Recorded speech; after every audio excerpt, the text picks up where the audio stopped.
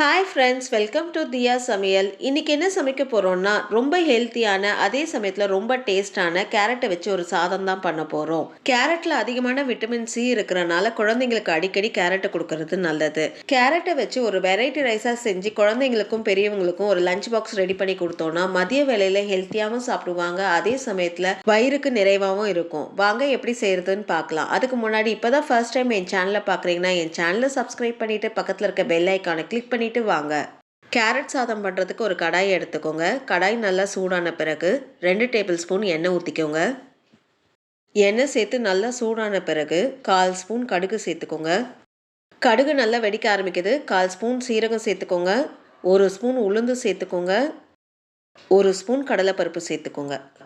உளுந்தும் கடலைப்பருப்பும் லைட்டாக செவக்கட்டும். உளுந்தும் கடலைப்பருப்பும் லைட்டாக செவக்க ஆரம்பிக்குது. இப்போ இதில் 10 முழு முந்திரியை உடச்சி எடுத்துருக்கேன், அதை இதில் சேர்த்துக்கலாம். முந்திரி சேர்த்து லைட்டாக செவக்கிற அளவுக்கு நல்லா வறுத்து விட்டுக்கோங்க. முந்திரி லைட்டாக செவக்க ஆரம்பிக்குது. இப்போ இதில் 3 காஞ்ச மிளகாவை சேர்த்துக்கோங்க. 1 கொத்து கருவேப்பிலையை சேர்த்துக்கோங்க. 3 பச்சை மிளகாவை கீரி எடுத்துருக்கேன், அதை இதில் சேர்த்துக்கலாம். 5 பல்லு பூண்டை பொடிசாக நறுக்கி எடுத்துருக்கேன், அதை இதில் சேர்த்துக்கோங்க. எல்லாத்தையும் சேர்த்து ஒரு 30லேருந்து 45 செகண்ட் நல்லா வறுத்து விட்டுக்கோங்க. எல்லாத்தையும் சேர்த்து ஒரு 30 செகண்ட் நல்லா வறுத்து விட்டாச்சு. இப்போ இதில் ஒரு பெரிய சைஸ் வெங்காயத்தை நீட்டு வாக்கில் கட் பண்ணி வச்சுருக்கேன், அதை இதில் சேர்த்துக்கோங்க.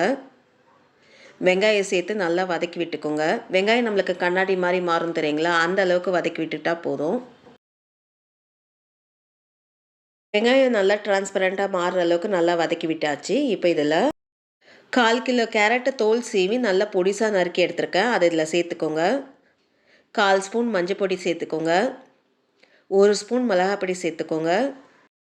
காய்க்கு தேவையான உப்பை சேர்த்துக்கோங்க. எல்லாத்தையும் சேர்த்து ஒரு நிமிஷம் நல்லா வதக்கி விட்டுக்கோங்க. 1 நிமிஷம் இந்த மஞ்சப்பொடி மிளகாப்பொடிலாம் சேர்த்து காயை நல்லா வதக்கி விட்டாச்சு. இப்போ இதில் காயிலே நம்மளுக்கு ஓரளவுக்கு தண்ணி விடும், அதனால் 1/4 கிளாஸ்க்கு கம்மியாக தண்ணி சேர்த்துக்கோங்க. தண்ணி சேர்த்து காயை நல்லா கிளறி விடுங்க. தண்ணி சேர்த்து காயை நல்லா கிளறி விட்ட பிறகு மூடி போட்டு ஒரு 5 நிமிஷம் லோ ஃப்ளேமில் காயை நல்லா வேக விடலாம். அப்பப்போ மூடியை திறந்து காயை நல்லா கிளறி விட்டுக்கோங்க. 5 நிமிஷம் லோ ஃப்ளேமில் காயை நல்லா வேக விட்டாச்சு. இப்போ மூடியை திறந்து பார்ப்போம்.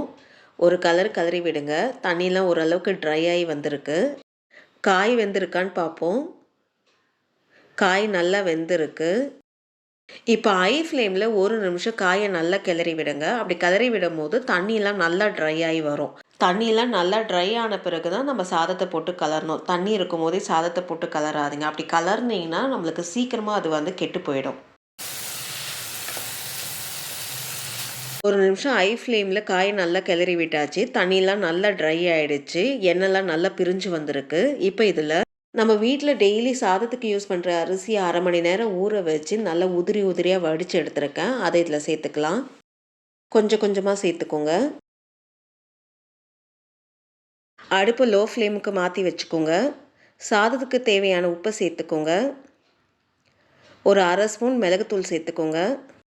உப்பும் மிளகுத்தூளும் சேர்த்து சாதத்தை கிளறி விடுங்க. சாதம் உடஞ்சி போகாத அளவுக்கு கொஞ்சம் பொறுமையாக கிளறி விடுங்க.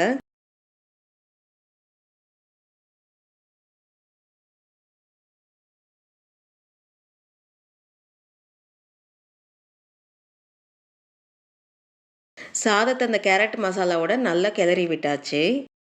கடைசியாக கொஞ்சம் கொத்தமல்லி தூவி ஒரு கிளறி விட்டு அடுப்பு ஆஃப் பண்ணிவிடுங்க.